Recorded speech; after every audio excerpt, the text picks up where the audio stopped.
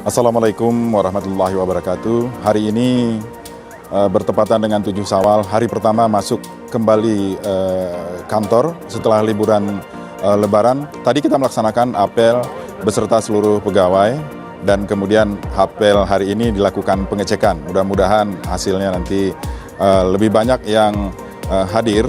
Dan kemudian tentunya tadi ada beberapa catatan yang disampaikan oleh Bapak Pejabat Bupati Aceh Tengah, yaitu terkait dengan masalah disiplin pegawai, peningkatan kinerja, dan kemudian juga tentu tadi disampaikan juga kita harus berhati-hati terkait dengan angka inflasi, karena daerah kita ini adalah daerah tujuan wisata.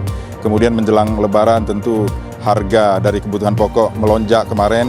Ini kita berharap bahwa pada 1 Mei nanti ini bisa ditekan kembali dengan berbagai upaya yang dilakukan oleh TPID.